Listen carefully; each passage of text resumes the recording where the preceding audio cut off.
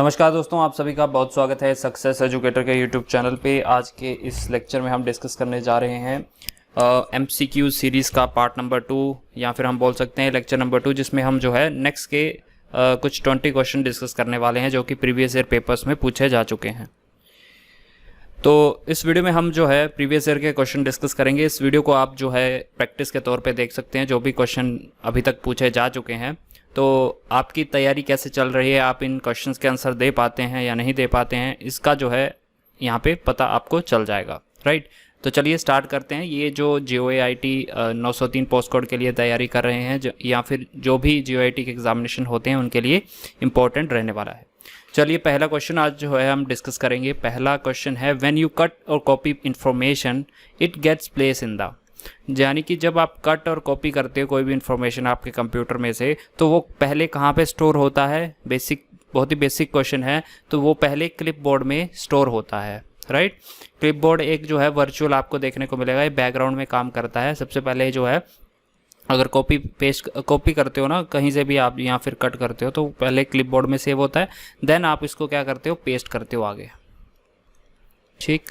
तो सबसे पहले क्लिपबोर्ड में होता है।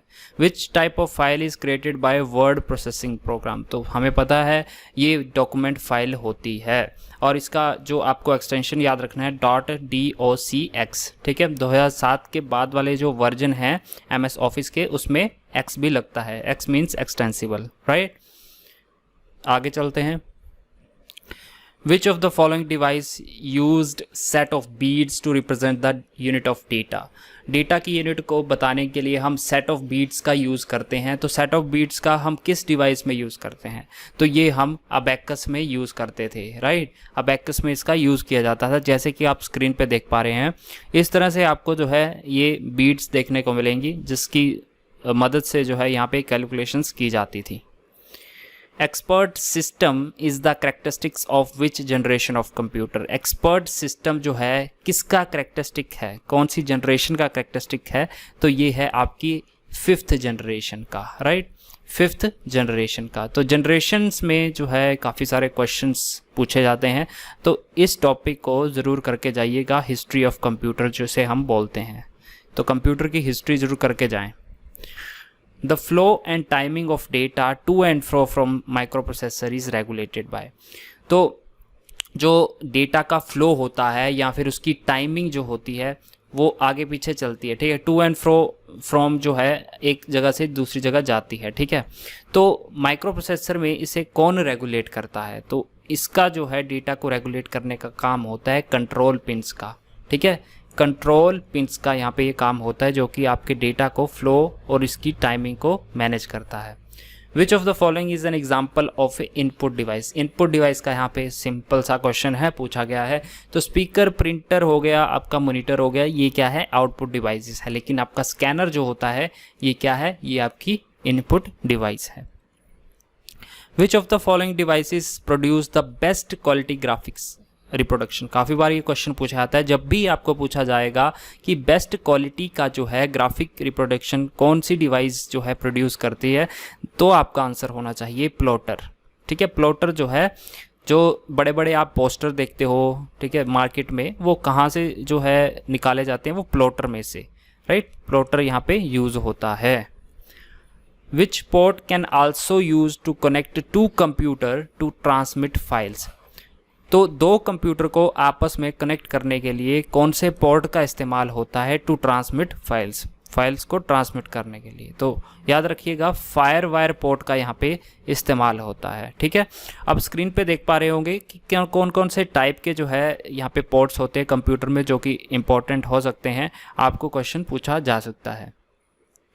Which port can also use to connect to computer transmit file. ये 2 बार क्वेश्चन आई थिंक मैंने यहाँ पे लगा दिया, तो इसका आंसर आपको पता चल गया।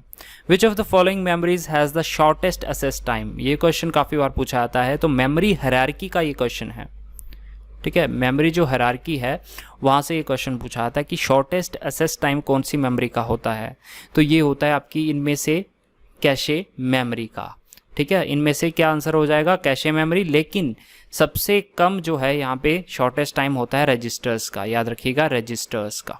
अगर ये ऑप्शन में आएगा तो आपका आंसर रजिस्टर्स होना चाहिए। स्क्रीन पे आपको इमेज दिखाई दे रही होगी। तो इस तरह से जो है मेमोरी जो है यहाँ पे सॉर्ट आउट होती है। विच of the following is a binary number, इनमें से आपको बाइनरी नंबर बताना है। बाइनरी नंबर आपको पता है 0 और 1 की फॉर्म में होते हैं, तो इसमें क्या है 0 और 1 की फॉर्म में, सिर्फ ऑप्शन नंबर बी, तो हमारा आंसर भी ये हो जाएगा। Floating point representation is use to store, floating point representation हम किस लिए यूज करते हैं, किसको स्टोर करने के लिए, हम यहाँ पे रियल इंटीजर इसका आंसर हो जाएगा। ठीक है, बुलियन वैल्यूज क्या होती है, ट्रू और फॉल्स की फॉर्म में होती है। और आपके होल नंबर्स क्या होते हैं, होल नंबर्स आप देखोगे, whole number is any number that does not contain a fraction, decimal और नेगेटिव वैल्यू। ठीक है, होल नंबर क्या होते हैं जिसमें आपकी फ्रैक्शनल वैल्यू नहीं होती है, डेसिमल वैल्यू नहीं होती है और नेगेटिव वैल्यू आप वहाँ पे नहीं ले सकते। जैसे कि एग्जांपल में देखोगे 125 एंड 365 ये होल नंबर हैं। ठीक है, और जैसे कि -3 जो है 100.01 है, 365 1⁴ है, ये जो है ये हमारे होल नंबर नहीं है। ठीक है, तो फ्लोटिंग पॉइंट मान लो 40.1 यानी कि डेसिमल फॉर्म में जो होगा ना वहाँ पे वो फ्लोटिंग पॉइंट को रिप्रेजेंटेशन होता है, वो रियल इंटीजर्स होते हैं। ऑप्शन बी इसका राइट आंसर हो जाएगा। आगे बढ़ते हैं। Software is generally classified into which type of software, तो सॉफ्टवेयर कितने टाइप्स के होते हैं। सॉफ्टवेयर मेनली आपके 3 टाइप के होते हैं, यहाँ पे स्क्रीन पे देख पा रहे हो, system software, utility software and your application software. तो यहाँ पे ऑप्शन नंबर डी आपका राइट आंसर हो जाएगा।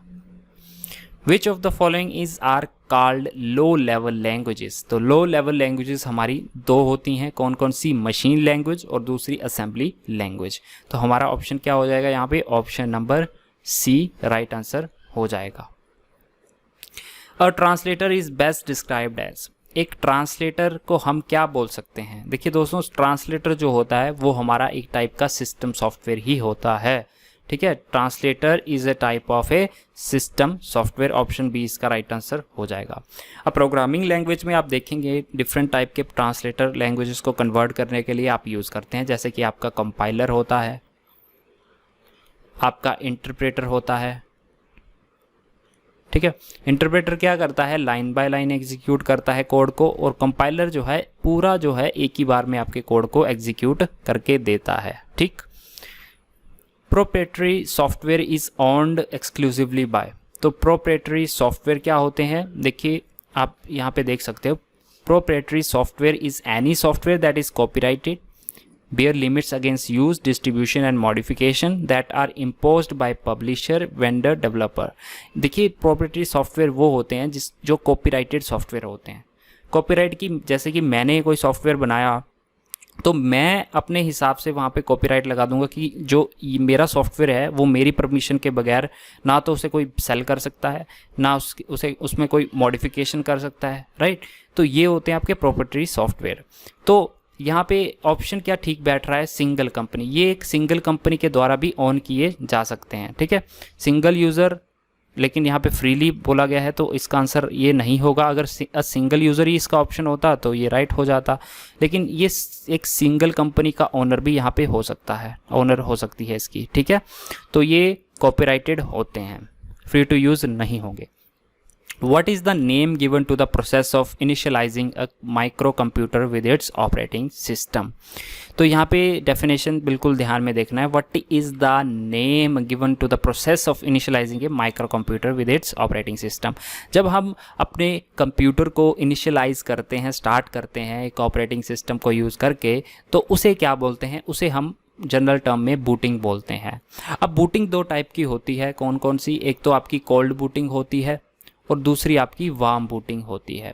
अब कोल्ड बूटिंग किसको बोला जाता है, वार्म बूटिंग किसको बोला जाता है, कोल्ड बूटिंग इसको बोला जाता है। देखिए, जब आपका कंप्यूटर या लैपटॉप बंद होता है ना, तो आप उसे स्टार्ट करते हो, उसे हम बोलते हैं कोल्ड बूटिंग। यानी कि वो ऐसा समझ सकते हो कि वो ठंडा था पहले, ठीक है, बिल्कुल पहले से बंद था तो ठंडा होगा ऑब्वियसली।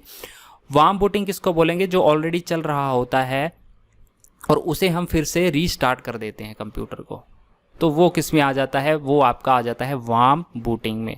तो कोल्ड मतलब आपका कंप्यूटर बंद था ऑलरेडी और उसको फिर आपने स्टार्ट किया, तो वो क्या हो जाएगा आपका, वो हो जाएगा आपका कोल्ड बूटिंग। ठीक है, the program in the operating system that does processor management, ऐसा प्रोग्राम आपके ऑपरेटिंग सिस्टम में जो कि आपके प्रोसेसर मैनेजमेंट का काम करता है, वो होता है आपका ट्रैफिक कंट्रोलर।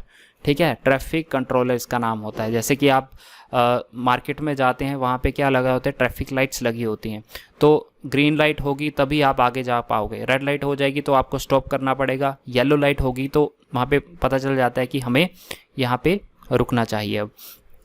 ठीक है, तो इसी तरह से जो है कंप्यूटर में माइक्रो प्रोसेसर को जो है कंट्रोल यहाँ पे क्या करता है, मैनेज करता है, वो आपका traffic controller. Which of the following is not the type of real time operating system. अब यहाँ पे देखिए कन्फ्यूज़न क्या होता है, जल्दी जल्दी में बच्चे क्वेश्चन गलत कर देते हैं। यहाँ पे नॉट पूछा गया है, तो which of the following is not the type of real time operating system that is your complex real time operating system. C इसका ऑप्शन राइट होगा, क्योंकि दो टाइप के जो है real time operating system, mainly आप बोल सकते हो 3 टाइप के होते हैं। ठीक है, कौन कौन से? एक तो hard real time operating system हो गया, दूसरा सॉफ्ट रियल टाइम सिस्टम हो गया, और थर्ड जो है firm real time operating system. क्या? Firm real type operating system. ठीक है, तो 3 टाइप के ये ऑपरेटिंग सिस्टम यहाँ पे होते हैं।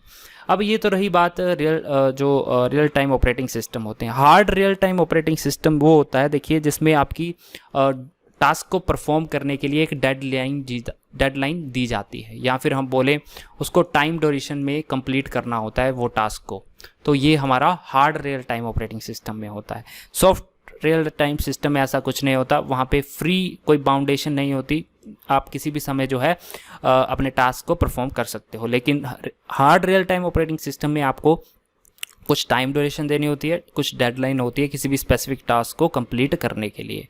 तो ये रही बात रियल टाइम ऑपरेटिंग सिस्टम की। ऐसे अगर हम बात करें कौन कौन से टाइप के ऑपरेटिंग सिस्टम होते हैं, तो देखिए, एक तो होता है आपका बैच ऑपरेटिंग सिस्टम। ठीक है, एक होता है आपका मल्टी प्रोग्रामिंग ऑपरेटिंग सिस्टम, एक मल्टी टास्किंग ऑपरेटिंग सिस्टम होता है, एक आपका मल्टी प्रोसेसिंग होता है। तो ये डिफरेंट टाइप के जो है ऑपरेटिंग सिस्टम होते हैं। ठीक है, और एक आपका रियल टाइम। तो टोटल जो है आपको 5 टाइप के ऑपरेटिंग सिस्टम यहाँ पे देखने को मिलेंगे जो आपको पढ़ने होंगे। राइट, चलो आगे मूव ऑन करते हैं। Which type of commands in MS-DOS needs additional file for their execution. MS-DOS में किसी भी कमांड को, कौन सी कमांड ऐसी है जिसमें एडिशनल फाइल की ज़रूरत पड़ती है, तो वो होती हैं आपकी एक्सटर्नल कमांड्स। तो मेनली जनरली 2 टाइप की कमांड होती हैं, internal commands and external commands. अब क्वेश्चन क्या पूछा जाता है कि इंटरनल कमांड कौन सी है इनमें से और एक्सटर्नल कमांड कौन सी है। तो आपको ऑप्शन दिया गया होगा कि इनमें से बताओ कि कौन सी इंटरनल है, कौन सी एक्सटर्नल है। राइट, तो ये जो है अगर आप थ्योरी पार्ट करेंगे तो उसमें आपको पता चल जाएगा। बहुत ही सिंपल सा है, कुछ कमांडें हैं, 9 या 10 कमांड्स होंगी इंटरनल में और इतनी ही आपकी एक्सटर्नल में आपको देखने को मिलेंगी। राइट, तो this was the today's lecture. I hope you like this series. अगर आपको ये सीरीज़ पसंद आ रही है तो प्लीज़ लाइक करें वीडियो को। इससे क्या है, मुझे मोटिवेशन मिलता है और मैं नए वीडियोस जो है आपको डेली पर्पस में यहाँ पे लेके आऊँगा। तो पिछले 2-3 दिन से मुझे टाइम नहीं लगा था, लेकिन अभी मैं डेली एक जो है एटलीस्ट वीडियो जो है अपलोड करूँगा आपका MCQ सीरीज़ का। प्लीज़ वीडियो को लाइक ज़रूर करिएगा और शेयर कर दे अपने फ्रेंड्स के साथ जो भी इसकी प्रिपरेशन कर रहे हैं, और चैनल को सब्सक्राइब ज़रूर कर लीजिए। जो भी GAT की तैयारी कर रहे हैं या आने वाले में समय में करेंगे तो वो जो है यहाँ पे चैनल को सब्सक्राइब कर सकते हैं। और इसी तरह से हिमाचल प्रदेश के लिए भी जो है हम MCQ सीरीज़ जल्द ही स्टार्ट करेंगे। तो मिलते हैं नेक्स्ट लेक्चर में, तब तक के लिए जय हिंद।